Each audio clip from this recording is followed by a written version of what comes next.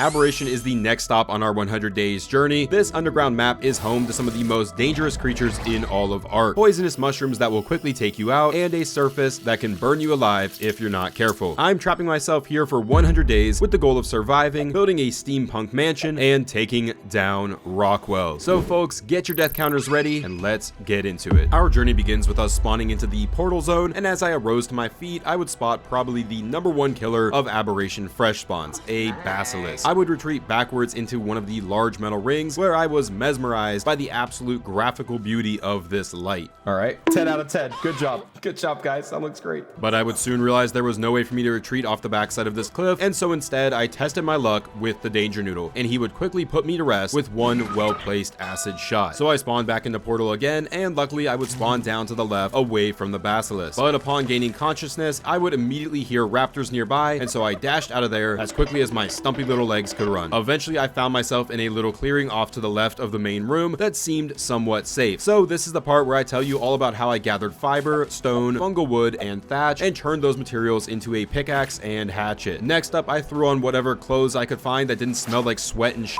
and began mindlessly gathering more materials to eventually craft a storage box, which I would throw down near this metal structure. I like this structure. It's shiny and it feels safe. It was filled with some large boulders though, so I would have to clear those out before beginning to set up my little crack base. We'll relocate here. Oh.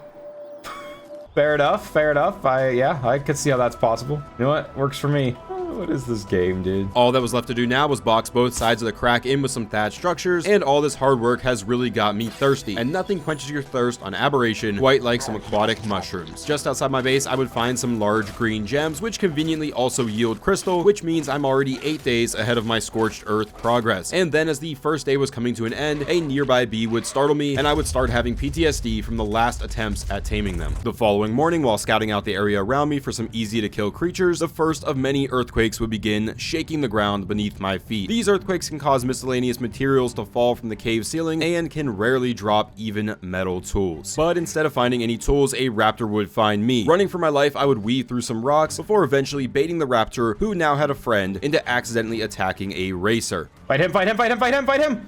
Fight him, fight him, fight him! Fight him, fight him, fight him! Fight him! Allowing me to limp away in shame to a nearby bush where I would hide as the raptors took down the racer. So I would craft up some more thatch structures to help me reach the next level, which would allow me to unlock bolas. The only problem is I don't have any hide yet for crafting any. I would continue crafting thatch to get another level when this baby raptor would come running across my view, crying out for its mother. I figured maybe I could find the mom and do away with her to claim the baby, but she was nowhere to be seen, and I wasn't taking any chances wandering into the bush. With another level, I was able to start crafting my first bow and arrows, and now with a proper ranged weapon, I stacked up some wooden boxes to see over our thatch wall in hopes of drawing the raptor over for an easy kill. Eventually I found them wandering about, but yeah, this isn't exactly my most impressive display of archery skill. Let's just go ahead and blame it on the nerves or something. So instead of just trying to take them down out in the open, I built a little overhang off of my wall and began loading one of them up with arrows. That is until it decided to just peace out. It would keep dipping in and out to tease me a little, and eventually I had wasted all of my arrows and was now trying to poke it with a spear. That obviously was not going to work, so after checking if the coast was clear, I ran out the backside of my little crack and gathered some more flint for making arrows. But upon returning to my perch, I would find the raptor had vanished, and yeah, I'm basically just stuck in my base. So new plan, I built your typical ramp trap and started luring the raptor over. Only problem is after rudely shoving me into the trap, the raptor decided not to follow and instead began just chewing away at my thatch structures. Still trying pathetically to kill one single raptor, I rebuilt the trap right next to my base, and then by complete accident, the raptor fell into the trap. I tried running out and replacing the wall, but I was too slow and the raptor escaped with me. Honestly, I should have probably died here as I failed miserably to get through my door, but I think this raptor just feels bad for me at this point. I even tried climbing up a ladder to draw the raptor in with the sight of my sweet ass, but it would apparently rather just eat thatch, and yeah, this was a complete waste of a day. Eventually, the raptor decided it was going to break into my actual base, and now it had gone too far. With nothing but my pick left to fight with, I charged in and finally rid myself of this beast. And I would use the hide I got from that raptor to craft up some bolas and a slingshot so I could start taming them instead. This one was only a level 15, but I knocked it out anyways before having an immediate change of heart and decided to just chop it up for some more hide. Emboldened by my newfound power, I headed back into the portal room where I would bola another raptor, this one being a level 120. Unfortunately though, I couldn't get it knocked out before the bola broke, and it would run back to its friend for protection. Now wandering in the area free of fear, I would save a parasaur that was being chased by another raptor, but decided to kill this one as I was already running out of hide. Nearby would spawn spot my favorite light pet on Aberration, the Bulldog. And so of course I had to immediately begin taming it. But with only one feed left, a pack of raptors would show up and have my little friend as a snack. It's better him than me though. Just down the hill I would spot the level 120 raptor without its friend and began getting ready to knock it out, when its friend would suddenly reappear. I tried running away until I found myself in the corner of two rocks, tried panic crafting a bola, but before I could finish, the raptor would have me for lunch. Luckily I would respawn right next to my bag. I just had to draw the raptors away first. I was actually doing fairly well as they seemed to have a lot of trouble hitting me until eventually I ran straight into a whole pack, and yeah, they didn't have much more trouble. Then on my way back to my bag, I would run into possibly the most psychotic oviraptor I have ever seen. What? What did I just witness? Did the oviraptor just attack that parasaur? Why? What in the world did I just watch?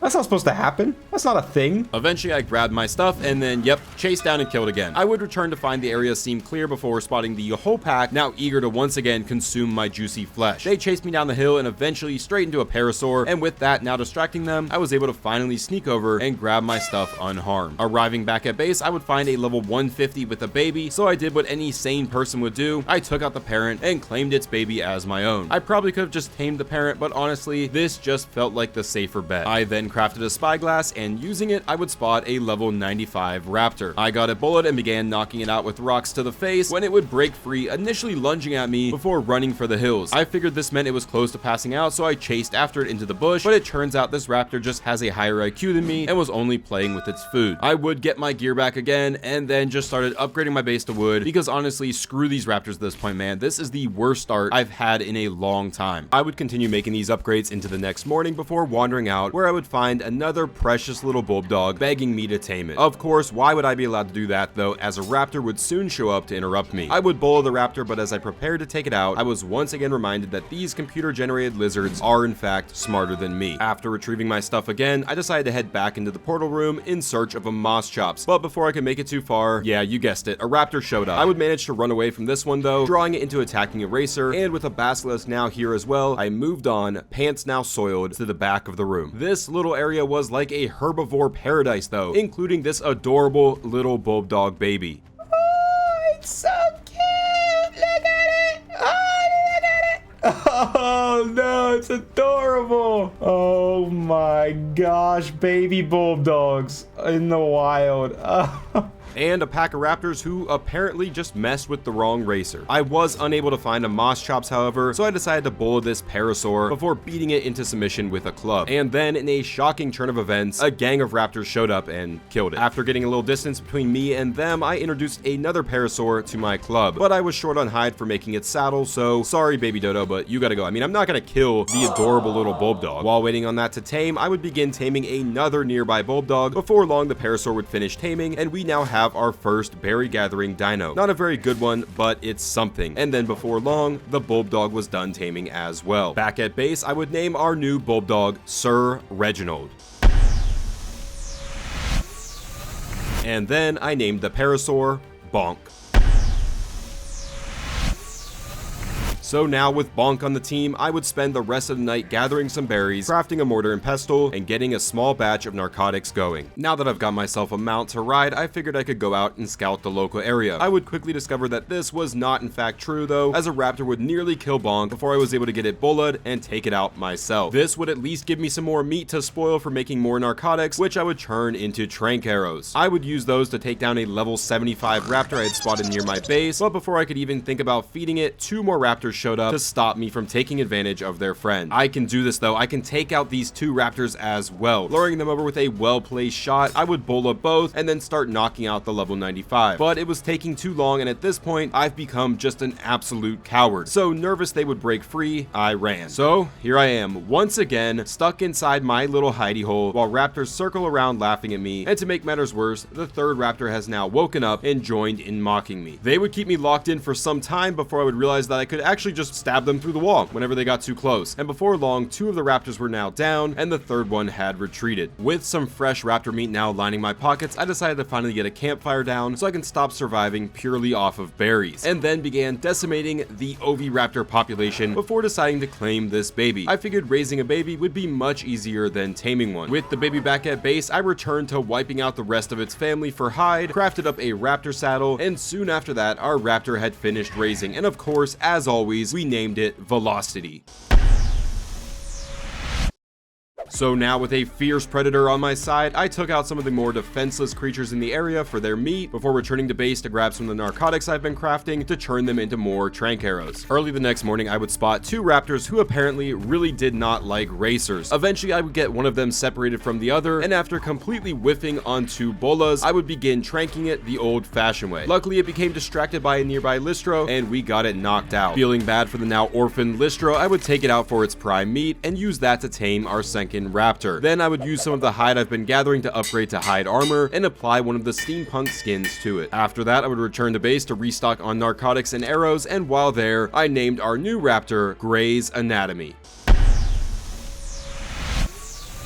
Back on the hunt for more tames, I spotted a whole pack of raptors through the bushes. Eventually, I would catch one that had broken off from the pack to chase a parasaur, but it was only a level 85, so I decided to just kill it off. Soon after that, I would find another one hanging out behind a tree for raiding its child. I could relate to the poor kid, so I decided to intervene, and we got this level 100 knocked out. Returning later to feed the raptor, I would find the mother had showed up and was now yelling at the kid as well. Maybe this kid is just a little shit. Either way though, she was a high level, so I bullied and tranked her as well. Luckily, whatever she was doing was not hurting the male raptor, and we got him tamed up. While waiting on her to starve out, me and the new rat pack found ourselves on the turf of a rival gang of raptors. So after dealing with the ops, I took my pack over to a nearby plant species, and let's just pause here for a second. I want to make sure you all hear the correct way to pronounce this letter. This is a plant species Z, and it will slowly heal our tames if we stand close enough to it. And while standing here, it would spit out one of its seeds, which will be useful for several things in the future. Our new female raptor would finish taming soon after that, and so now with 4 raptors and an unwarranted amount of confidence, I was feeling free to roam the portal zone without worry. While roaming about, I would spot a max level Doid. However, I need to make a few things before I can even think about taming this, so instead I would mark it on my map to come back to. Then on my way home, I would run into a group of oviraptors who were jumping a poor bulldog. I have no idea what is going on with the oviraptors in this playthrough, but I'm here for it. At base, I would name my 2 new raptors Pancho and Lefty. I then crafted up a forge and got it smelting what little metal I had, placed down a smithy, and then crafted up a metal pick and a crossbow, because for now, the crossbow was more important than having a hatchet. Now with the crossbow, I headed back to trank the Doid when I would spot a 135 raptor worth taming. Unfortunately, I forgot to set my new raptors to neutral, and they got a little too eager to prove themselves. So instead, I went back to knocking out the Doid, got it down, and then while emptying my raptors, I found one of them had looted a metal hatchet. Not long after that, a raptor would show up doing its best Faso impression, which prompted me to gather some wood for making spikes to protect my Doid from any future pests. Nearby, I would finally find a Moschops who unfortunately wanted some prime fish meat, but after doing a few laps around the portal room, it would realize how unreasonable it was being and instead wanted a simple Tinto berry. Then for the second feed, it asked for a rare flower, so I would find one of these trippy red mushrooms, as harvesting them can give rare flowers. Just make sure you have a brown mushroom on hand to combat the hallucinogenic effect. Unfortunately, the first one I found only gave biotoxin, but a later bundle of them would give the rare flower I needed. I fed that to the Moschops, and then for its final feed, it just wanted a Mejo berry, and we had it tamed. With a Moschops now leading our pack and the Doid still having some time to finish taming, I headed to a spot further inland to plan for a potential base move. I was just hanging out above this cliff, talking through my plan with chat, you know, just trying to bond, when a Ravager would very rudely jump me out of nowhere. Hi, welcome to Chili's. Oh my god! What in the world was that? I would bolo the first one, but after missing the bolo on the second one, I would slowly make my way back to the rat pack as my Moschops was now being shoved into a corner. We would quickly save the Moschops, and then because the other one was a level 110, I decided to hit it with another bola and began knocking it out. It would eventually break free, but then it just sort of spun around in circles and let me knock it out. I would run out to get some fresh lamb chops for taming, and then while waiting, I named my Moschops Choosy. I decided to leave Choosy with the Ravager, returning to base to begin clearing the place out for the move, leaving behind our little hidey hole, and honestly, I don't have too many fond memories of this spot. On the way, I would spot a Ravager, so I switched off of Bonk to one of my Raptors. Unfortunately, I chose one that was already almost overweight. 2 more Ravagers were waiting to jump us from behind, and our dear friend Bonk would not survive. None of the Raptors were up for carrying my fat ass, so I would have to run on foot with them following me. But we would arrive to find the Ravager had finished taming, and soon after that, the Doid had finished as well. Of course, having a Doid follow us all the way to our new spot wasn't exactly the fastest method of travel. Eventually we would arrive, and I would take a moment to survey the location. It seemed clear, with only trilobites around. Before making the jump, I named our Oviraptor Blue Chew, our Ravager Gretchen, and our Doid Mocha. Here we go. 3, a 2, a 1, and jump! No circles, no circles, no circles, no circles, no circles, no circles, no circles, no circles, no circles, no circles.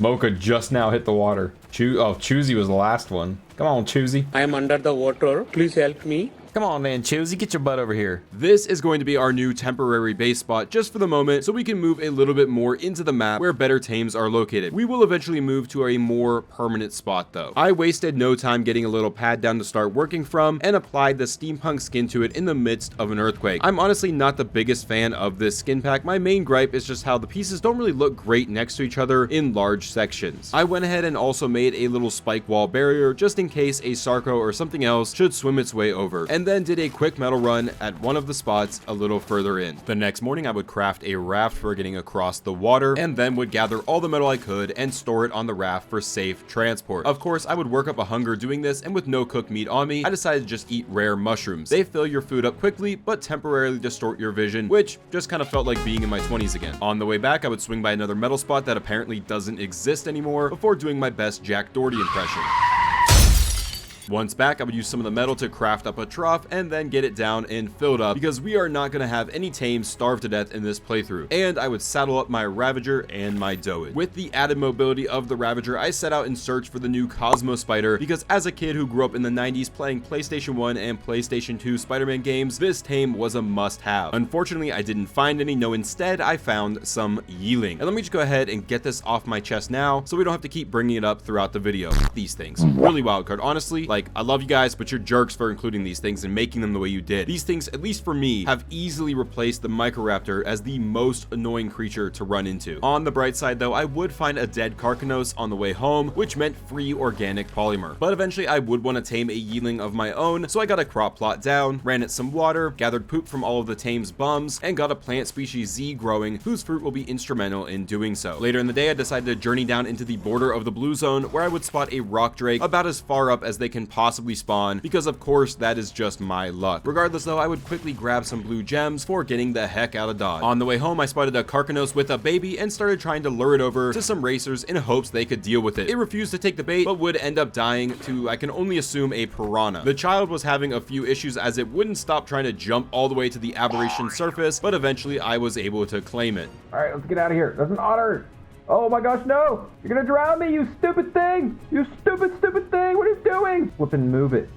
Thank you. And then all that was left to do was to escort it through a Yeeling infested forest. The hardest challenge though would be convincing this little crab to leave the water once we were at base. Eventually we did, and we now have a baby Carcanos, which much like the Oviraptor, it's probably easier to just claim a baby than to actually tame one of these. And honestly, they are so good just by default that I'm not too pressed about it being a low level. I would then end the night crafting a single cryopod. This was before they made the changes to the vanilla cryopod, so again, I'm using a cryo mod, and then I would craft my first long neck rifle as well. With that long neck now made up, I would gather some wood that I would then burn for charcoal. While waiting on that, I would get down a cooking pot, craft up some red dye, and some scissors with some obsidian I got in a drop, and give ourselves a little snip to get us looking sexy. I would then use what metal I had cooked to craft up a few pieces of flak armor, get some spark powder going, combine that with charcoal to make some gunpowder, and then craft the rest of the flak and a handful of bullets for the long neck. Back out and about, I spotted a pack of Ravagers with a 145 male, so I started picking off his low level buddies and got him bullied before a turtle would just kind of wander right into him, and yeah, not too bright of you there, bud. Eventually though, I got him knocked out. So after waiting a little while, I went out and hunted down an Ovis for feeding him, and then set out on a little journey to scout out a potential final base location. See, I'm planning on building one big multi-layered steampunk mansion for this playthrough, and wanted to build it sorta on a cliffside. So I was thinking either these elevated spots behind me, or up in the big tree rock thing in the middle of the lake. As I would return from that, I would find the Ravager had finished taming, but was now in the ground. I can't have a single playthrough without this happening. Luckily, his head was out just enough that I could still cryo him, and back at home, I would name him Silas.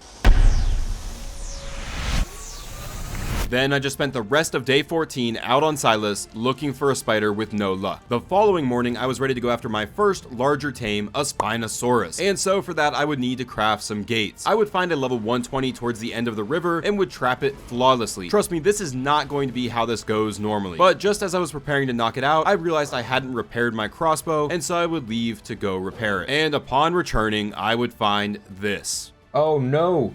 No, no, no, no, no, no! I didn't do all this just for it to get killed by a dang Sarco, because it won't fight back. No, come on, dude, fight back! I tried helping, but unfortunately the Spino would go down. Later in the night though, I would spot a 125 Spino near the lake, so I built a little trap on this small cliff. Unfortunately though, the Spino couldn't seem to figure out how to lift its foot 1 meter off the ground and was unable to climb over. So I would relocate the trap to a little clearing when a Ravager would jump me, nearly killing Silas before I managed to get up out of its reach and pump Silas full of meat to heal him up before jumping back down and finishing off the Ravager. It was now time to trap the Spino, and yeah, this is more on par for how trapping Spinos normally went for me. Brother literally wanted so little to do with me that he just straight up scaled a cliff and dipped out. It would work out though, as following him would lead me to this drop, which included a BP for an upgraded crossbow. In time, he would chase a Stego back down the hill and get stuck in a corner where I would trap him and begin knocking him out. Yeah, that didn't last long, but I did manage to get him trapped eventually and knocked out. I would stick around to feed it narco berries when a Carcanos would show up, and I'm not taking any chances with this thing hitting the Spino. I would stick to its back leg to avoid being picked, and down it went. Once it was about to wake up, I forced it to become a herbivore, and then finally found a spider while I was out getting mutton. The ZC gives it a lot of taming, but it still needed a little bit more, so it was time to play red light, green light. Unfortunately, I only had one seed, and therefore I was using chitin, and the spider would on multiple rounds set up in a bush, making it hard to feed and eventually becoming impossible to tame. So after checking on the Spino, I went out in search of a Z plant to camp for seeds when I would be chased by Ravagers, and this would happen.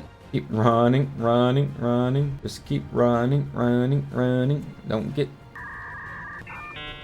Silas, why do you gotta poop, dude? Oh my gosh, my game's frozen. My keyboard is broke. My keyboard is broke. My keyboard is not working. Oh my gosh, my keyboard died. My keyboard is like is messed up.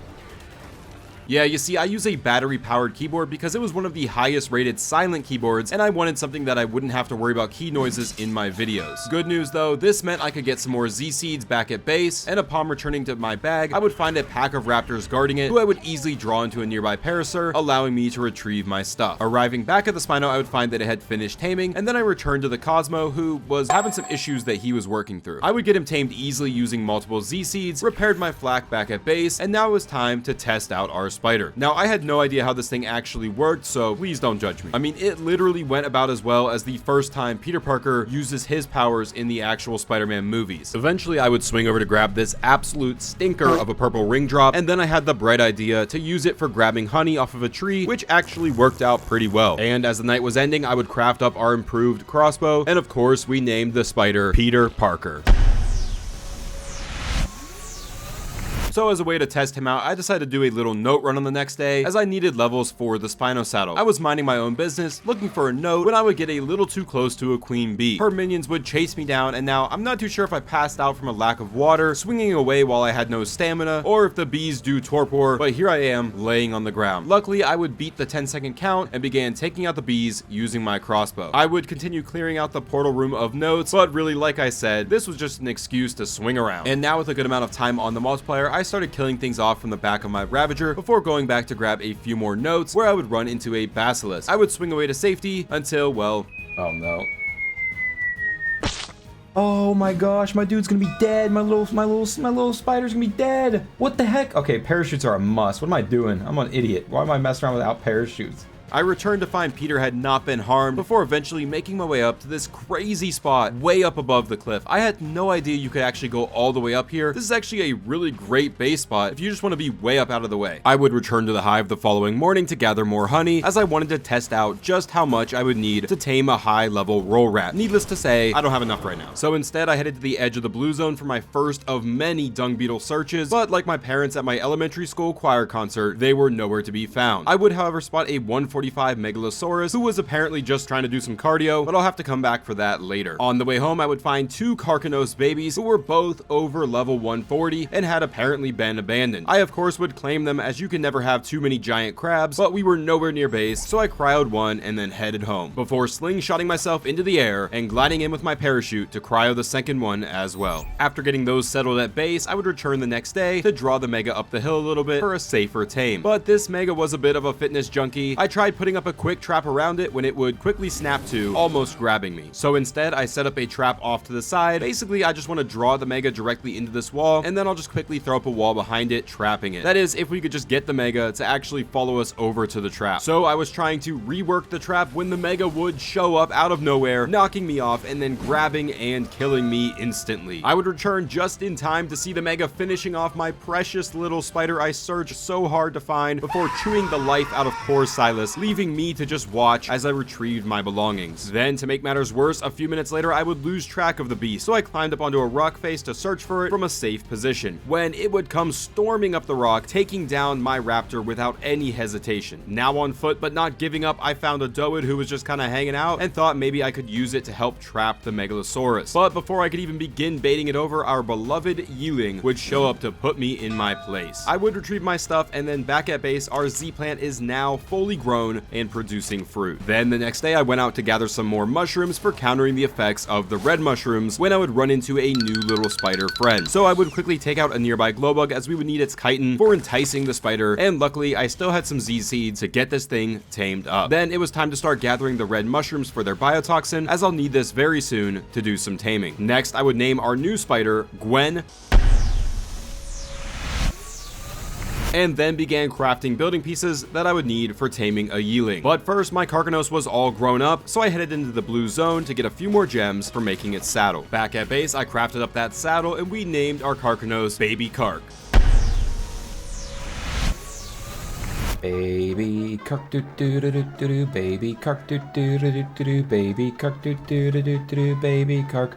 Now that we have a Carcanos, taming that pesky Megalosaurus just became very easy, as they'll basically just stand still unless provoked. And because they don't aggro to the Carcanos, I can just trap it without any resistance. Imagine just waiting a few hours and not losing 3 of our tames. You can even shoot straight off the back of the Carcanos without even dismounting, which would make it super simple to get this Mega down, and then I would dispose of his little chew toy to avoid it unballing and trying to attack the Mega. All that was left was to fetch it some meat for taming, and well, this Ovis must have really wanted to volunteer, as it literally spawned in underneath my Carcanos. Arriving back to the Mega, it was now being stalked by a Yeeling who would accidentally hit us while attacking something else, and that would be enough to send Gwen into a crusade for blood. She webbed up the Yeeling, and then because these things are an absolute pain in the butt, it almost managed to kill my brand new Carcanos. After feeding the Mega the lamb, we would take a rest stop by a nearby Healy plant before spotting a level 130 Yeeling nearby. So I quickly put together this trap, which is really for me, not the Yeeling, and this trap and strategy I'm about to use, I first saw from another YouTuber named Mystic on Ark. I'll leave her channel linked in the video description. Make sure you go check her out. She's doing a lot of really good content right now. Basically, you just let it load you up with needles until you have a stack of 30 in your bum, and then you get inside the trap as it flies around and eventually nosedives straight into the wall, allowing you to quickly stun it with your Z fruit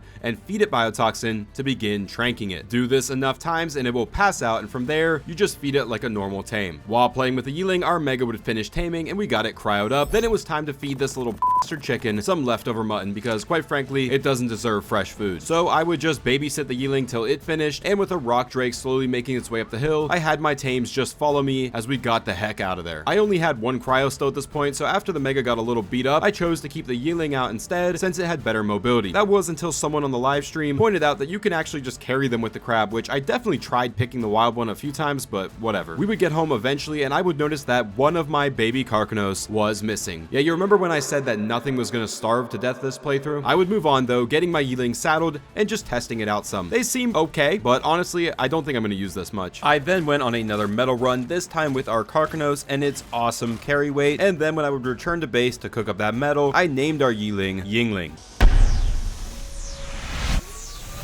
Another drop I found had given some bug spray, so I headed up to a land bridge near my base where I had remembered spotting a wild bee. Of course, as soon as I started trying to tame it, the bee would descend downward. I would give it chase before it would lead me to this natural tunnel in the mountainside, which is actually really cool. Whoa. What is this? I've never been in here before. I would manage to get one feed on it in the tunnel before it would dip out even further down. I would chase it down again to here, but it would immediately dip out into the depths of aberration. Some things just never change. You know, they hurt you, you forgive them, and you try again, and they keep on hurting you. The next day, I would spot another bee just across the water from my base. It would get stuck on a rock, and this would possibly be the easiest bee tame of my entire life. With that done, I headed to the blue zone to look for my favorite dinosaur, an Ankylosaurus, when I would come face to face with with a rock drake, and Baby Kark handled it like a boss. The search wasn't going well though, so I headed to a spot where you can get red gems in the blue zone, as I'll need them for crafting a gas collector. And on my way out from doing that, I would jump straight through some freezing spores and pass out. Things were not looking good, but I grew up in Northeast Ohio. I'll be damned if the cold is going to be what takes me out. Well, what takes me out this time. And after leaving there, I would make another trip over to our potential base spot to once again just survey things out and talk it over with chat. On the way home, I stopped at the spot where we spotted the first bee to consider it as well, because, well, I just really like this tunnel. Then once finally home, our mega was no longer looking ropey, so we saddled it up and named it Caramel Apple. And then I would spend the rest of our quarter day just out leveling Caramel Apple. I would even run into an Alpha Carcanos, so of course I had to at least try taking it down, mostly by nibbling away at its back legs while it fought other things. I tried finding a nearby Explorer note before getting the kill, but couldn't, and ended up taking it down anyways. I would return to base the following morning to find our second Baby Carcanos was gone, and yeah, you guessed it, it starved to death. I think it's time for us to leave this graveyard. Before making a move like this though, I wanted to get some cryopods, so still short on oil, I dove into the lake in search of trilobites. These dudes have been all over my base since moving here, and now of course I can barely find any. I would gather enough eventually, and then it was off to some nearby green gems to gather some crystal before returning to make up another handful of cryopods. And with that, it was time to cryo up our tames and begin moving to our new base location. This little island has served us well, but it's time to move on. The journey was short and not hard at all, as I would in fact move into the spot with the little tunnel, throwing away everything I had planned at the first thought of having a tunnel to crawl through. There is still a decent little spot right here where we can build our house, and the area stays pretty quiet, so we could just throw all of our bigger tames up here. And obviously there is a tunnel that leads to the other little cliff. We could do some sort of secret passage or something with this, and honestly the view here is not too bad. There's some better views obviously throughout the map, but it's not the worst. So with that, the rest of the day was just spent getting things set up and slowly getting everything moved over a little bit at a time. I then went ahead and set up some spikes along the cliff just to make sure nothing could fall in the base, laid down a pipe into the lake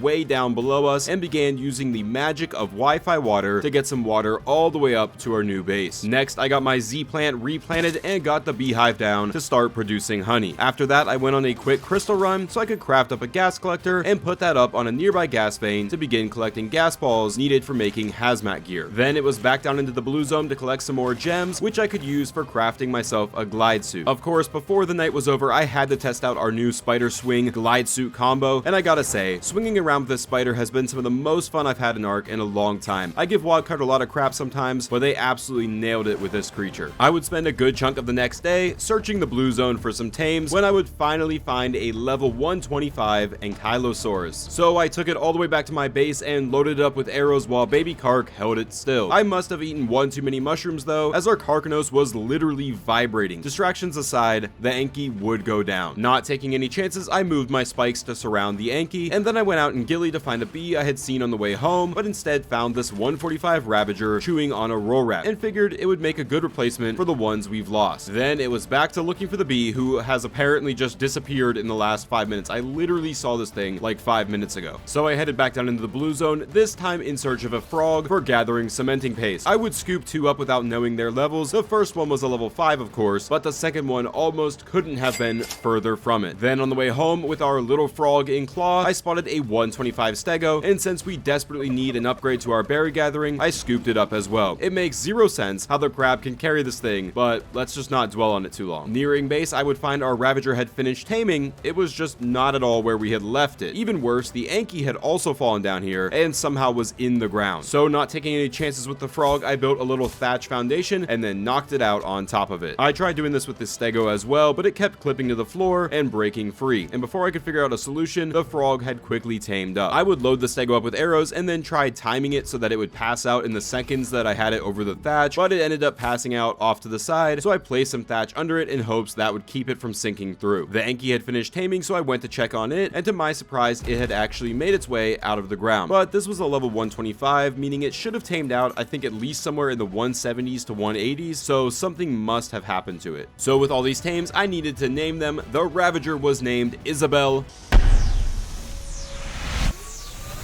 Of course, we had to name the frog Mustard!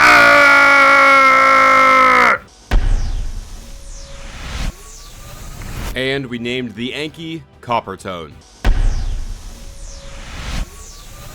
According to the laws of Ark, page 35, paragraph 4, upon taming an Ankylosaurus, the survivor must immediately take it out for a metal run. So of course we did just that, using our Ravager to carry the weight, and at this point, I'm just going to be pumping every point I get on this Ravager into weight. But that was just the first test. With the dream team assembled, I headed out on my Yeeling towards one of the best metal spots on Aberration. The surface entrance to the north of the map is absolutely loaded with metal rocks. Like, every rock is a metal rock. Isabel couldn't even carry all the metal we were farming, so after dropping a few stacks, we slowly made our way to the nearest charge station, where I would be able to offload all of my metal. And then at a charge station right down from my base, I could pull all of that metal back out and make the short trip to my forge. I then went to check on my gas collector, which had already produced a ton of gas balls. I would need a fabricator though for making the hazmat gear, which meant collecting paste. While doing this, I found my bee friend again, and I tried seeing if I could get paste off of the baby bees. Could you imagine if you could just follow a bee around and farm paste off of it? Instead though, I would attempt taming the bee without any bug spray and just using ghillie. It's definitely doable, but I was having no luck. Returning home, I put the fabricator down on the other side of the tunnel, as eventually I'll be building in that main section, but when I went to craft the hazmat, I realized I was still short on crystal. Before going out for that though, I got some more forges down to speed up the cooking of our metal, and we named our stego Spike. Then it was time to grab some quick crystal, craft up all of our hazmat gear, and head for the depths of Aberration, as we were going to attempt to steal a rock drake egg with just our little spider friend. I would find a handful of eggs all out in the open in decent spots for attempting this method. So after circling around them a few times nervously and changing my pants at least twice, I swooped in to check the one that was the highest up. This one was only a level 65 though, so it was on to the second one. 185, 185, holy crap. Okay. Here we go. We're gonna grab that. We're out of here. This is gonna be crazy. I'm gonna get killed trying to do this. All right, well, here we go. Here goes nothing. Okay. Didn't even aggro. What the heck? I don't have anything to cling to.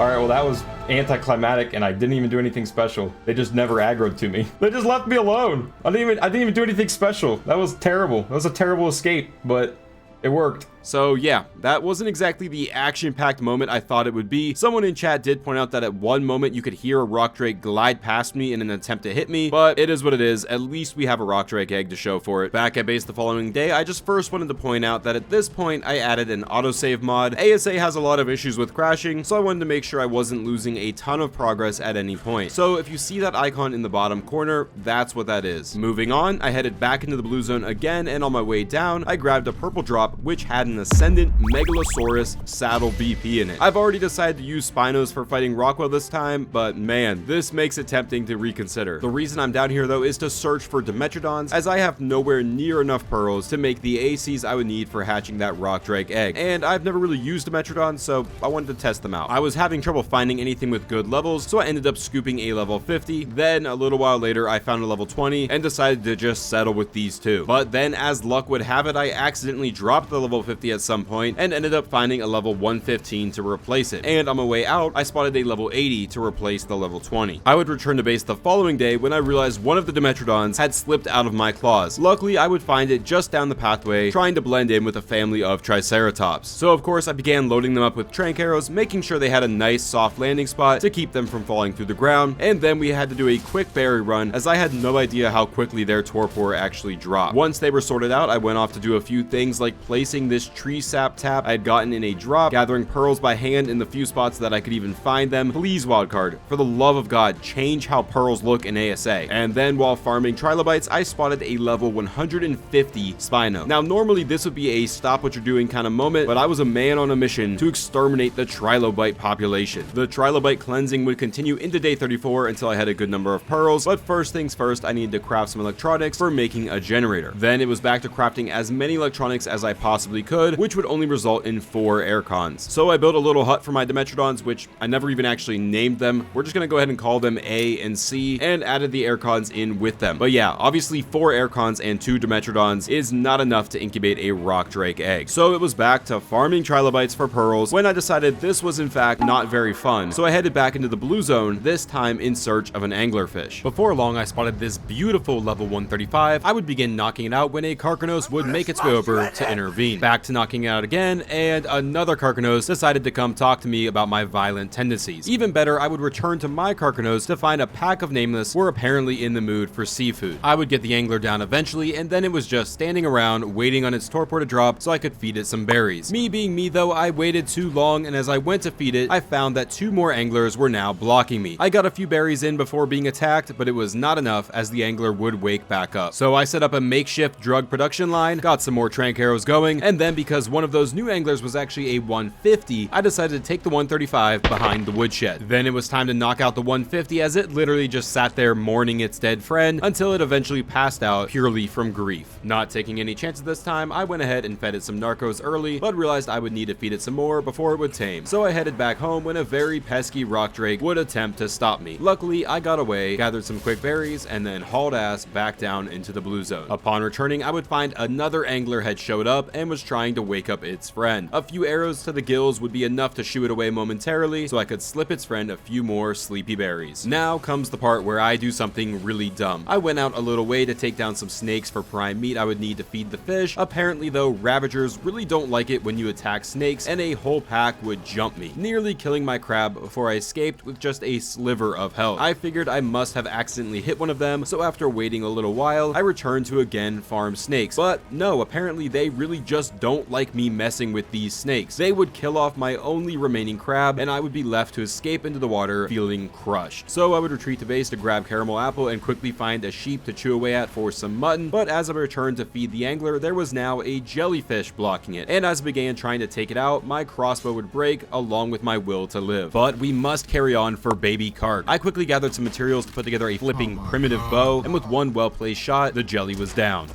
Thank you.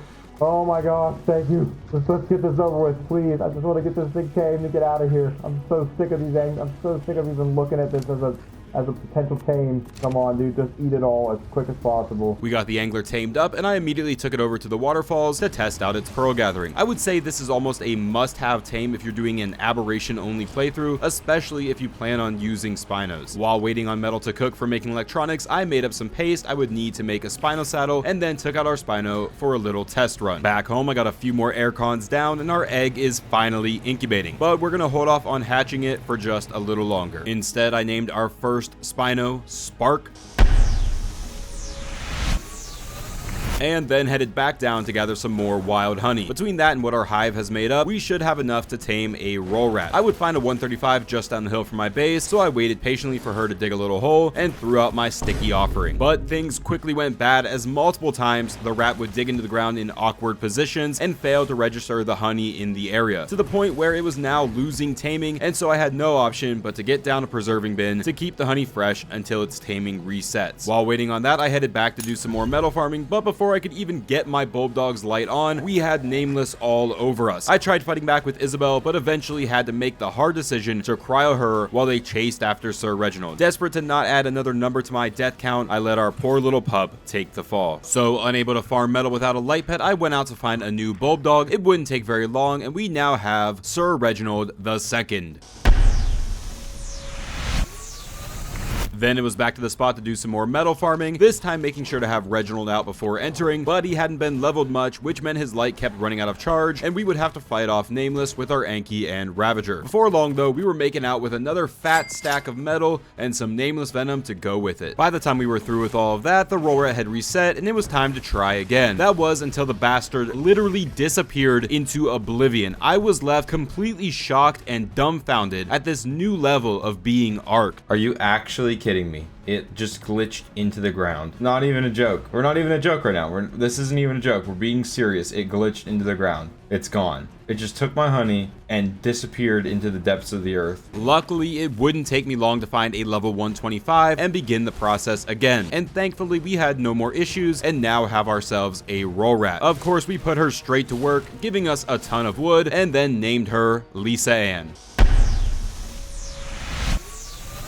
I would then retrieve all the metal I gathered from our local charge station, and thanks to Lisa, we can get it all cooked up. Now that we're starting to gather a lot of materials, I wanted to introduce another mod I'm using on this playthrough, which is visual storage. It is essentially dedicated storage for our different materials, and then there are drop boxes, which you can use to quickly deposit materials. With those down, I spent most of the day gathering stone and making up a boaty ton of paste, as it was almost time for my first build, which had a good amount of metal pieces. After running out of chitin, I started gathering paste via our frog, but yeah, this isn't very efficient. Then I suddenly remembered that I had seen a 150 Spino a few days back and thought, hey, maybe I should go tame that instead. So I gathered up some narco berries with Spike, and thankfully the Spino was still bossing it up in the river. I would simply bait it straight into a gate using our mega to tank it while I threw up some more gates around it. However, I left too big of a gap on the back, so I quickly picked up a gate, placed it back down, and we now have a trapped Spino. All that was left to do was load it up with arrows and wait for it to drop. Then the rest of the day was spent just hanging about farming chitin while I waited to pump some berries, and towards the end of the day I spotted a 130 male for potentially taming as well. Next day I got some meat in the Spino when I would spot another high level female. So now with 2 more Spinos to knock out, I headed back to base to make up some more arrows, and upon returning I would find the original Spino had finished taming. So I went straight to trapping the 140, who was not quite as cooperative as the last one, but we got her trapped eventually and started putting arrows to the face. Then it was time for the 130. This time I tried getting gates in behind it while tanking with the mega, but he said screw my gates, and he just kind of phased right through them. Eventually though, well, you know the deal. And then just as the day was ending, I found another baby Carcanos I could claim. More hard work avoided via just claiming babies. Next day I spotted a 130 trike hanging out with my Spinos and thought it might make an improvement to my thatch gathering. So I chased it around screaming war cries until it went down out of pure cringe. Of course I wasn't prepared for taming this, and I thought it would be faster to just swing home for some mejo berries, but really this was just another excuse to pretend like I'm Spider-Man. When I returned, I would find the trike had fallen through the floor. Luckily it was still okay, but this is exactly how I slept after we did a 24-hour live stream to start this playthrough. But back to what you came here for, me failing. Apparently a bulb dog had found itself stuck in my Spino, and well, a Sarco had found itself hungry for some bulb dog. I managed to get rid of it, but yeah, tanked the taming effectiveness. So I rebuilt a trap around it while we waited for it to wake back up, and then got another temporary drug lab set up for making more narcotics and arrows. And since it's gonna need to heal up, I DoorDashed it some breakfast in bed in the form of a parasaur. She would wake up and immediately tore into her little snack, and then immediately we put her back down. Good news though is she would tame up instantly, and just across the river our new male had finished as well. Then as the day was ending, the trike was also all tamed up. Back home I got my 2 females breeding up with the lucky male, and thanks to our oviraptor we can just let them go at it as much as they feel like it. Then, still short on metal, I spent the rest of the day at our new favorite spot cleaning up the scraps of metal bordering on the heat of the surface. With that spot depleted for the moment, I stopped by another spot closer to my base. Only issue with this one is it is crawling with ravagers and other bad guys. So I went back home and grabbed caramel apple before returning to bully them out of their homes so I could steal all of their sweet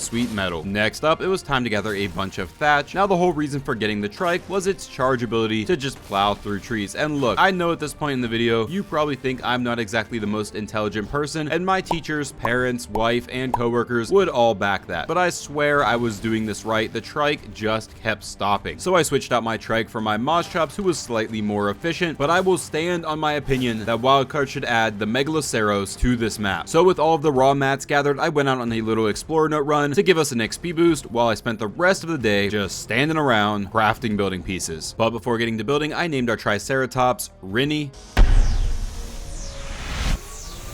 Started hatching the rock drake egg and the 2 Spino eggs, since I'll be at base building and able to easily tend to them. Of course this meant I would have to do a quick meat run so they wouldn't starve to death like so many before them. And before long the Spinos were hatched and I relocated them to the top portion of the base. Then later in the night the rock drake hatched as well, and we joined her with her new friends. So now with all of that out of the way, it was finally time to start on our first build of this playthrough.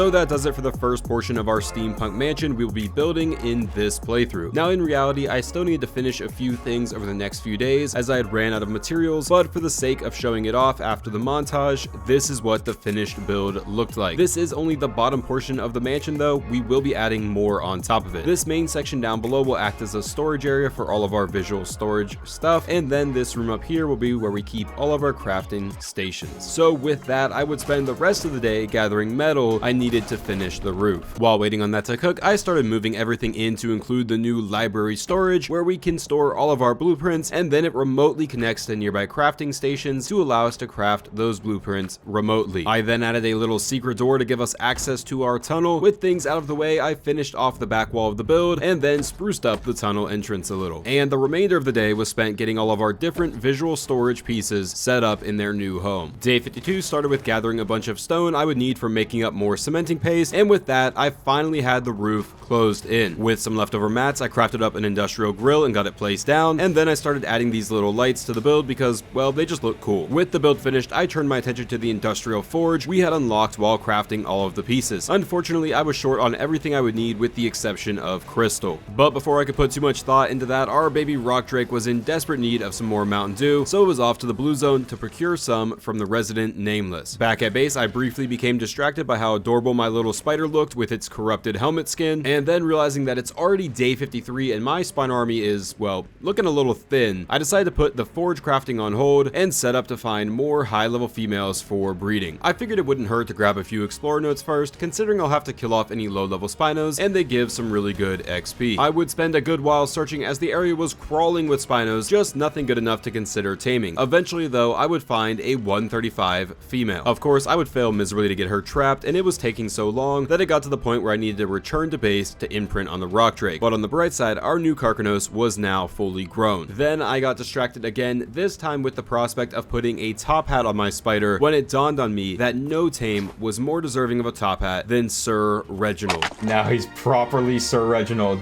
Sir Reginald, my dude. Wait, what happens when you turn the hat on? Oh, it just lights up.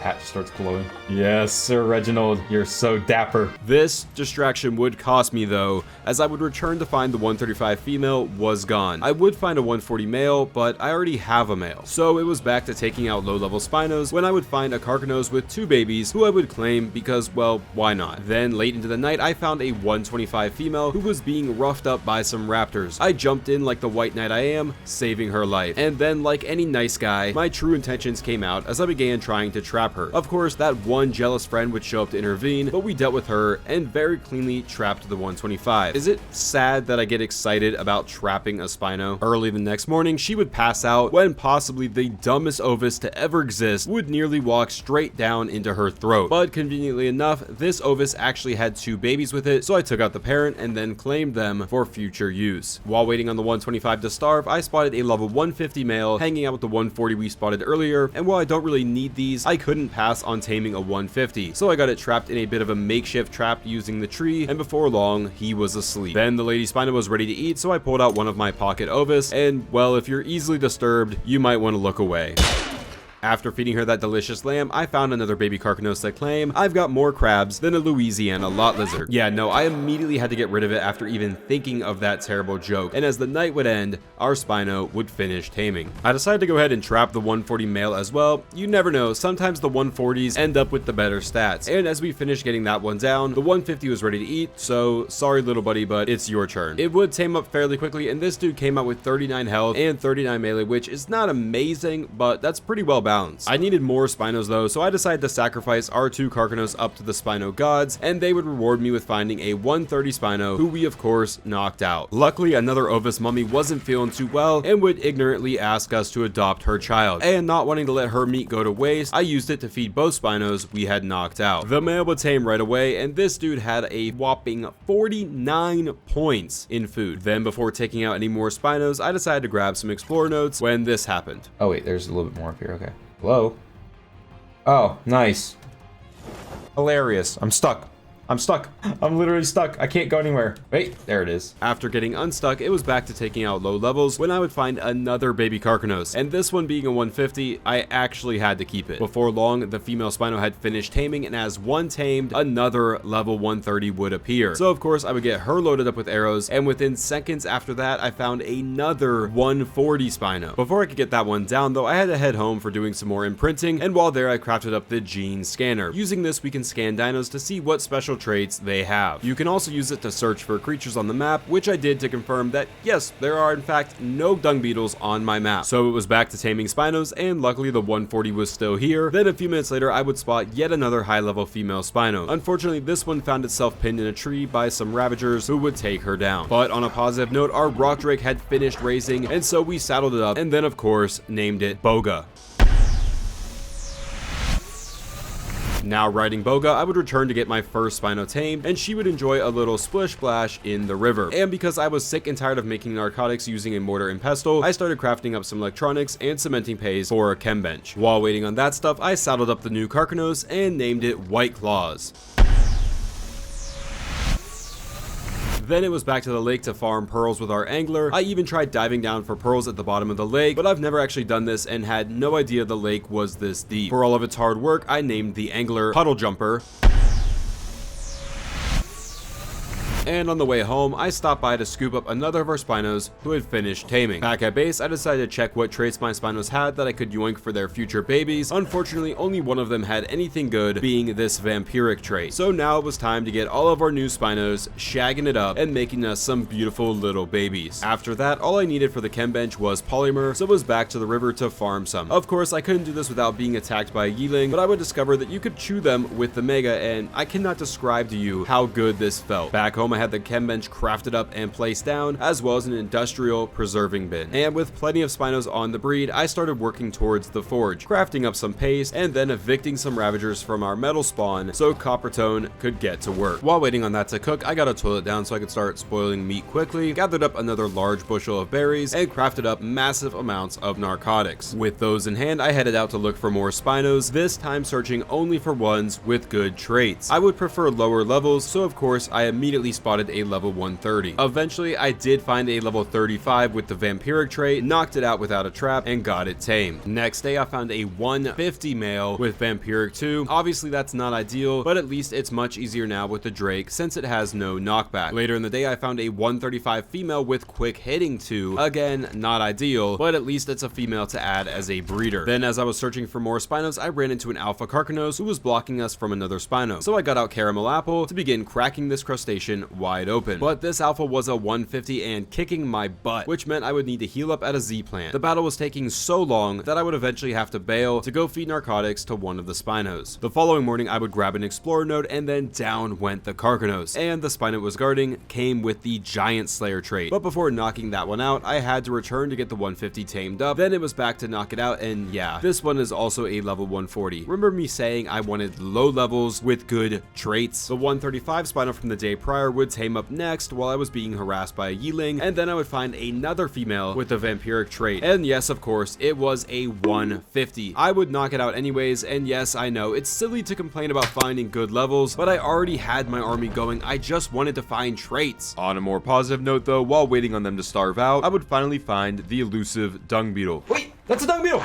That's a dung beetle! Yes! I finally found one! I would scoop up and feed it some poop, and before long, we finally had one tamed. Not too long after that, the first of our knocked out Spinos would finish taming. Then back at base, all of our metal had finished cooking, giving us enough for the forge. So I would head out to take down trilobites for the oil we were short on, and while out doing that, the second of our down Spinos would finish as well. So with those Spinos finished taming, I would finally get our industrial forge crafted up. Now my initial plan was to set it up inside this beam, but the forge was a little too thick and it wouldn't fit. So instead, I just stuck it right here in the entrance of the build. Next, I headed out for some crystal I'll need for future projects before heading down into the red zone where I would grab some black pearls. The real reason I was down here though was to grab a backup rock drake egg, and oh baby, did I find a nice backup in this 175. On the way back out, I would find a few drops, but of course it wouldn't be one of my Ark playthroughs if there weren't drops in the ground. With that done, I figured it was time to mix things up a little bit and do a quick cave run into the cave nearest to our base. This cave is called the Old Railway Cave. It holds the Artifact of the Depths and is located roughly right here on your map. This cave is considered one of the easiest on Ark, and the entrance being completely unguarded would be a perfect example of that. I would quickly run into a pack of Carnos who had no issue jumping over this gap, but they were no issue for me. Eventually, I made it to the artifact with only Ravagers and Raptors guarding it, and easily enough, we now had our first artifact of this playthrough. Then on the way back out, I would drop down into this river to find a secret drop that you can actually see glowing through this wall. Of course, I would first have to dispose of some pests at the entrance before breaking through these rocks into a little secret cave. Inside here, you can find a purple drop, which at the time of recording this could actually drop scorched earth loot that could then be grinded down into the materials needed for making cactus broth. Now, I'm not sure though if they've changed that or not. We would get out easily enough, and back at base displayed our first artifact proudly on the balcony of our build. After that little break, I went out hunting traits again and ended up only finding a level 45 with the fatty trait. So after taming it, I took its trait and then just kind of let it free to fight until its last breath. The next day would be day 67, and this was my first chance to head to the surface on the days with extended night lengths to do some drop hunting. I'm not gonna lie, this was my first time though, so I was a bit nervous and had a lot of trouble finishing. That's what she said. Eventually though, the Reapers had become exhausted from having their way with me and needed to head into the ground for some rest. And with them out of the way, I even found a double drop. What is going on with this game right now? Funny thing about this surface zone though is it has two entrances back to the underground. One of them drops you right into the radiation of the red zone, and this is me almost going into that zone by mistake. Safely back to hunting drops though, I would find some nice shiny flak shoes and pants. Next day I would find a nice assault rifle at the expense of one pair of my underwear.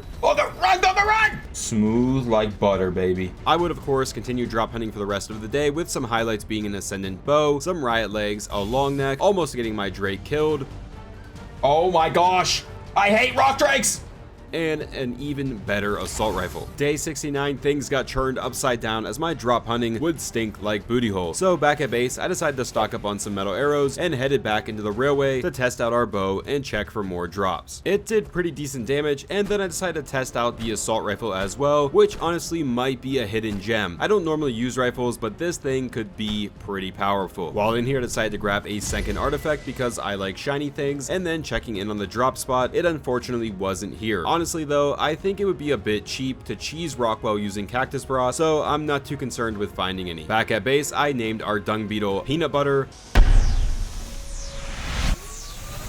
Then I spent a better part of the day doing another massive metal run to begin cooking for our next build, and finished the day breaking rocks. Morning came, and with it some wood, and then I moved my hatching setup to the inside of my main base area, as it was finally time to start hatching a large batch of our boss Spinos. Of course, I would need to craft up some extra cryopods to hold all of them until I'm ready to actually start raising. They would hatch early into the next morning. I got myself a cryo fridge down and set up some folders to sort them out and keep things organized. With that done, I again went out to grab some explorer notes before starting to mass craft the ridiculous amount of building pieces we would need for our next build. Crafting would continue into the next day, and then before getting started on the build, I would do a quick meat run to feed our babies, threw all of them out to include a new male who had 40 points in health and 45 in melee, and then put some of the traits we've gotten so far onto them. And with that, it was time for us to start on the next portion of our steampunk mansion build.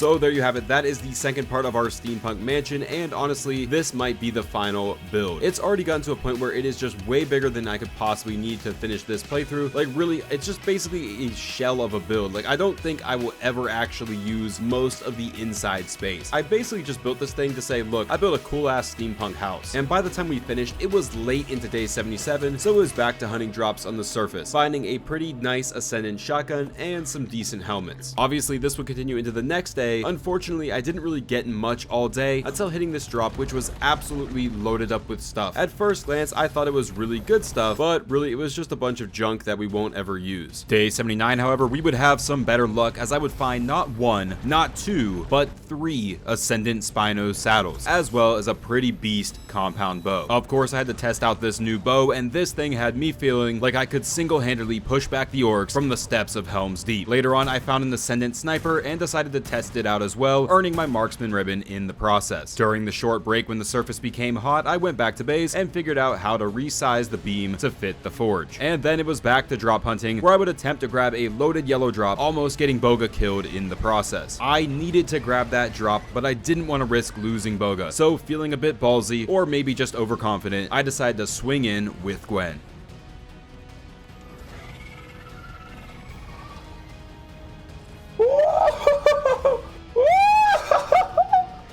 Oh my god, we did it!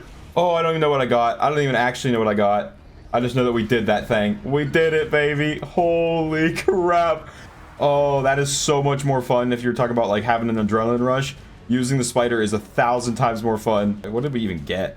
Another Spino saddle. I would do this again for another drop, and this one had one of the main things we've been searching for, an Ascendant Rock Drake saddle BP. I would have preferred a pre-made saddle, but this will have to do. Back home, I suited up in my full set of new Riot armor, giving us a whopping 5,500 total armor, but also causing me to sweat more than if my wife was checking my browser history. I even tried using some kaolin soup, but yeah, that didn't change much. I would be needing to craft recipes though, which meant needing crops, so after placing down some plots, I took our trike out to gather up some quick seeds and got them all growing nicely. Then I crafted up some trank darts for the rifle we got a while back and spent the rest of the day again searching for Spino traits, finding a level 70 who had the Kingslayer trait. Unfortunately, before I could even trank it, some Sarcos and Ravagers took it down. The next day I would struggle to find anything worth it and needed to head home for our last Spino imprint. After doing this, I decided to head down to the red zone for some oil I would need for making a grinder, and on the way back up, I would find a drop that had 2 Spino saddles in it. Returning home, all of our Spinos had finished raising, so I moved the new male and all of the females into the pile of lovemaking, and then headed out to do a crystal run for making that grinder. Next, I needed to gather some stone for making paste, but before crafting it, our 150 Carcanos was done raising, so I named it Kingler. Then it was back to the task of crafting the paste, as well as heading out to farm Carcanos for their polymer. While doing that, I spotted a max level Sarco, who I thought might be a fun change of pace for doing the cave that has underwater sections, so I got it knocked out. Then back home, I had everything together for crafting up the grinder, which I would immediately use to grind up all of the extra loot we've been collecting. I didn't keep count of everything, but we definitely profited a lot from doing this. The next day, I would return to the river to retrieve my Sarco, and then back home, I decided to craft up a gene storage, as if I'll ever get enough genes to even need it. Which, speaking of genes, it was back to the hunt, finding a level 50 with the Angry gene and knocking it out. And after a day of finding nothing else, returning just in time to pump more narcotics that I wouldn't actually need, as it would tame milliseconds later. The next day would be another long search for traits with very little success before finding a level 20 with heavy hitting. She would laugh at my attempt to trap her, but the last laugh was mine, as I knocked her out anyways, even getting in 1 extra shot to teach her a lesson. My luck would begin to turn though, as nearby I would spot a 125 with the quick hitting trait. So of course I got her knocked out, and then almost immediately after, I spotted a level 105 with the Vampiric, who I would knock out as well. The level 20 would tame up fairly quick, and I would waste no time stealing its trait before spotting a Carcanos who was getting a little too close to the 125 Spino. After dealing with that, I would spot another Spino, this one with the Fast Learner trait. Now at the time of seeing this, I had a very wrong idea of how this trait worked, so ignorant to the facts, I decided to knock it out for taming. All this luck with finding Spinos would mean I had to go home to make up some more narcotics and darts, and before long, one of the Spinos finished taming, followed shortly by another. Then towards night's end, I spotted another high level with the Vampiric 2 trait. I would trap it, however, a Ravager was working hard to ruin another of my tames. Luckily, I managed to pick the Ravager off and then hand-fed my new Spino friend a Listro to help it heal up some. Of course, I would immediately betray this new earned trust by knocking it out, and then shortly after, I would trap a level 60 with Giant Slaying 2. But yeah, Ravagers killed it. Thankfully, I found a replacement, although it only had level 1 Giant Slay. And then later in the day, 2 more Spinos finished taming, and while waiting on the third one, I hatched another batch of eggs and sorted them all into folders. The clock was ticking though, so I decided to go ahead and start raising them, injecting them all with the traits we've been gathering, and with all of their hard work done, I cryoed up all of my breeders. If they want to cuddle afterwards, they can do it in the fridge. Shortly after that, the final Spino had finished taming, so we went down to fetch it, but more importantly, its trait. With it being day 87, I went back to running drops, finding another Spino saddle. Then during the day period, I took one of my already raised boss Spinos out for a meat run, and this is where I discovered Quick Learner doesn't work like I thought. You see, I thought you could put it on any adult tame to give them an XP boost, but yeah, that's not how it works. Then I realized that my Spinos were already much too big for raising indoors, so it was up to the cliffside for them. I would continue this the next day, with the only real highlight being another double drop that had some pretty good stuff in it. Oh, 2 Spino saddles. It is sick, bow. Holy crap, this is a drop. Oh my gosh, man, and a sick bow. That's definitely better than the bow we're carrying. I think ours is like 400 and something maybe. It ain't no 628. That means I think we have now 9 Spino saddles out of our 19 Spinos. The next day I would find another Spino saddle before nearly getting myself killed as I jumped off for a drop directly into some Reapers that were surfacing. Oh my gosh. Oh my. What the heck was that? I liked it kind of. That was actually kind of cool. I just launched up in the air. Bro, I got stuck next to it. I couldn't get past it to get back to my dude. Oh my gosh, that could have been tragic. And then later in the night, I found another Spino saddle. Drop running would end on day 90 as I returned to base for an imprint, and then decided to go ahead and level a few of my boss Spinos that we had already raised. The goal was to get each of them to around 15k health and 600 melee damage. With all of those leveled, I returned back to base for another imprint where I would craft up some additional hazmat gear before diving back into the depths of the red zone to run our second cave. This cave is known as the Elemental Vault. It holds the artifact of the Stalker and is located roughly right here on your map. Now this cave is jam-packed full of bad guys, which would be pretty difficult to deal with if you couldn't just go invisible with a rock drake, avoiding everything. With this, I would quickly make my way up to where the artifact is located, using my new super bow to take out any bad guys around the artifact, and just like that, I was grabbing my second artifact while Nameless chewed away at Boga's feet. I then stuck around the cave for some time looking for loot drops, as the ones in this cave tend to come with some pretty good loot, but I had no luck finding any, and it was time to go back to base, where I would proudly display my second artifact. Then the rest of the day was spent back in the depths gathering red gems with Coppertone, as we need a whopping 3,900 for making that Ascendant Rock Drake saddle, storing heaps of them on Reginald so we could carry as many as possible. I brought everything I could carry home, but I was still about another 1,500 short, so it was back down to gather more until eventually I had enough to craft the saddle. Next, I crafted up a few of the DLC items such as the Spotlight and the Zeppelin, setting up the Spotlight to shine on the side of the build, and of course writing a very important message on it. Testing out the Zeppelin, I gotta say I do love that it's sort of a primitive version of the skiff, but this thing should not have been included on Aberration. It makes zero sense for it to be here. After that, I crafted up a new goo gun. I just had some trouble figuring out how to use it. No, that's definitely to charge up a bigger thing of goop. How do you actually harvest with this? I'm so lost. How do I harvest with it? I'm so lost. No, I'm not gonna be able to figure it out. Like, I really struggled figuring this thing out. Eventually I did though, and of course I had to have some fun bouncing around on some big blubbery booger balls. Then I also tested out the corrosion shot, which I'm not sure is very effective. It's a cool item, I just don't really see a practical use for it. Random fun aside, it was time to refocus. First, naming our Sarco Little Enchilada, before descending into the water for our final cave. Down this tunnel is the entrance to the Hidden Grotto, which holds the artifact of the shadows and is located roughly right here on your map. I would begin making my way through on Little Enchilada before coming to a point where she wasn't quite little enough, so I figured we might as well go through these land portions on Caramel Apple. Eventually I would come to this large chamber where I would simply glide suit my way down to the next part of the cave, and then it was back to Enchilada for the underwater portion where we would run into some pesky jellyfish. Someone literally commented on my island video and said that they no longer knock you off in ASE. or in ASA, that they removed the jellyfish's ability to knock you off. I did not bring a crossbow because I was like, oh, they can't knock me off, so I don't really need a crossbow.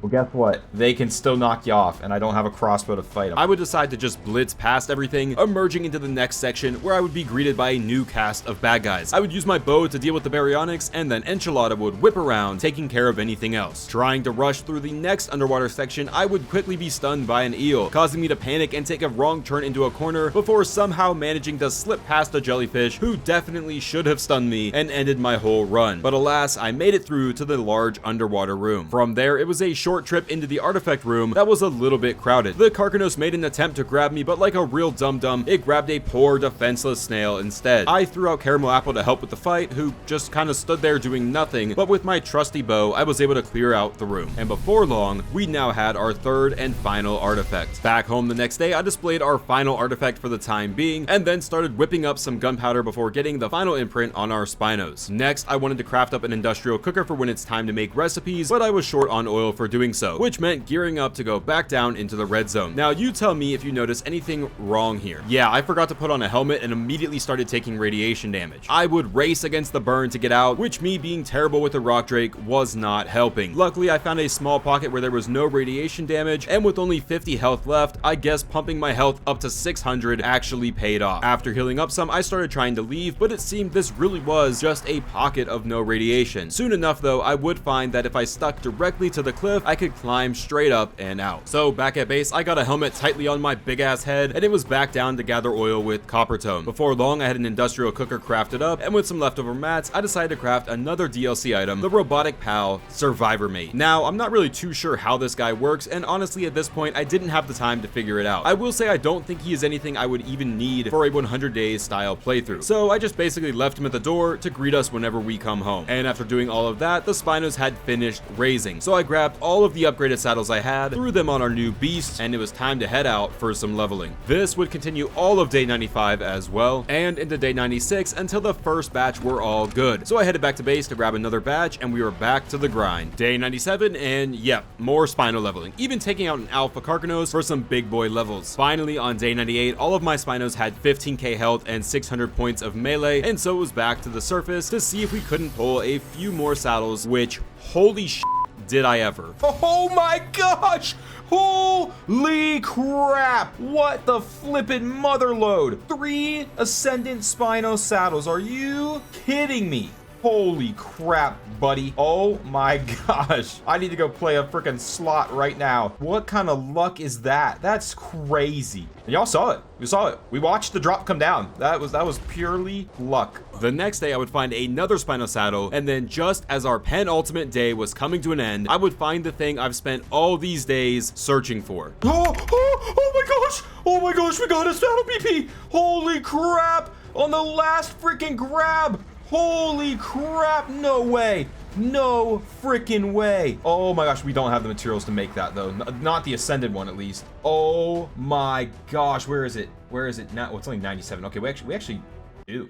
And probably make some improvements because it's not too high. And a rock drake one, but we have a better rock drake one. As our final day started, I decided to stick around for one last drop, and it was worth it, delivering an even better compound bow. Back at base, I crafted up as many Ascendant Spino saddles as I could before realizing I still had some hide in the drop box, which allowed me to craft one more. I would find a little more in the grinder, some more I had at some point stored on Gwen, and with that, I could squeeze just one more saddle out. Next thing to do in our final prep was to gather some Narco and Tinta berries. Then after activating our clock face for a little crafting speed boost, I crafted up some narcotics, a bunch of rifle ammo, some med brews, and some more metal arrows. Luckily, I already had a bunch of shadow steaks and kaolin soups from all of the drops I've been running, so my crops were basically just pointless. And then I took down a mind wipe tonic to reset my stats, putting points back into weight, a good amount into health, and the rest just loaded into fortitude so I could hopefully wear some of the right armor I've found. With that, I had one final thing I needed to do. I asked you all for name suggestions to name our boss Spino, and after putting your names to a spin wheel, this is what we came up with. Spino Richie, Amy Spinehouse, Samantha Moist, DJ Spin City, Riptide, Sizzler, Tyrion Lannister, Spino Colada, Finn, Greg, Mr. Spinowell, Flappy McFins, Slippy Slappers, Finley, Spinoza, Yondu, Alix, Gyarados, and Swamp.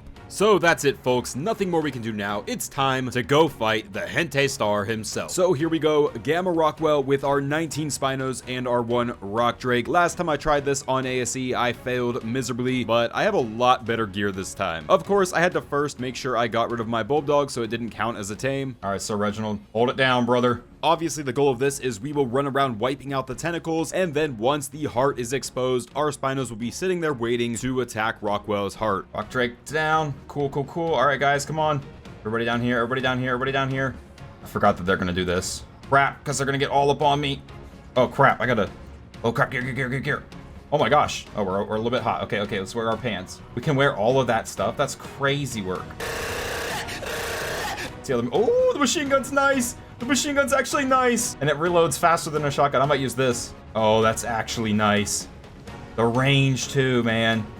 And the reload is faster. So here we go, circling around, shooting Rockwell's tentacles with our machine gun. Now, I'm not a veteran Ark PvP player by any means, but I've always seen people talk a lot of crap about the machine gun, but I don't know, this Ascendant one, taking out Rockwell's tentacles for me, was actually super effective, and I would even say probably more effective than using a shotgun. You don't command nothing, buddy. You're weak. Attack, attack, attack. Hello, attack it. Why are they so stinking dumb? Yeah, so another one of my Ark boss battles, and of course, it's not working as it is supposed to, as my Spinos are just refusing to attack Rockwell's heart. I don't know how game coding works at all, but I feel like there has to be a if-then code in this game that says if boss battle, then be broken. But thankfully, I would do enough damage with my shotgun myself that we would get Rockwell through the first stage, and it was back to shooting tentacles. I guess we're doing this all by ourselves. I should have brought more rifle ammo. This is crazy work. Rifle's working through these things. I would bend Rockwell over again before one of his energy balls would take out my primitive flak pants, but I have like over 4k armor in riot gear, so I wasn't really worried about it. That's where the nameless come out. Okay, nameless. We're doing this solo. Screw it, whatever. All right, guys. Just guard me, I guess. Screw it. You're just gonna be my defense, because you literally won't attack. I can withstand any of those balls. They cannot hurt my armor. I'm too strong. Just keep cooking. Just keep cooking. We're just gonna keep going. Oh, there's a Spino. Oh, he's following me. Okay. All right, you could follow me, buddy. Whatever. Screw it. You're not doing anything else. I like how we're just gonna use... Like, I can absorb the hits. Boga can absorb the hits from those balls. Like, they're not gonna do enough damage to ever... Honestly, the only thing the Spinos were actually good for in this battle was when the Reapers started to come out, the Spinos started to fight the Reapers. So basically, they would distract them and kind of bodyguard me, as I could then swoop in and do damage to Rockwell myself. Oh, I'm playing on it. Oh, nope. Let me out of here. Let me out of here. Guys, surely I'm not. Surely you don't want to jump on top of your owner like this. Oh, we're losing Spinos to the Reapers now. We're actually losing Spinos. Got one Spino down here attacking it. Good job, Finn. You're the real one, Finn. You're doing the work a little bit at a time, brother.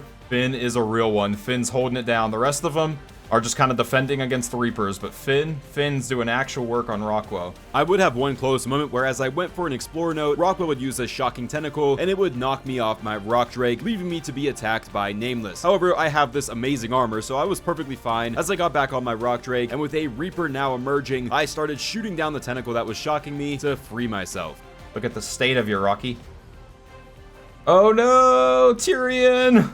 You've lost the Game of Thrones, my friend. Me flappy McFins! I once was a scientist. And then I took an arrow to the heart. Well, that was actually kind of easy. That was actually like super easy mode. If I'm being honest, just, you know, with the weapons and the armor and the saddle that we have.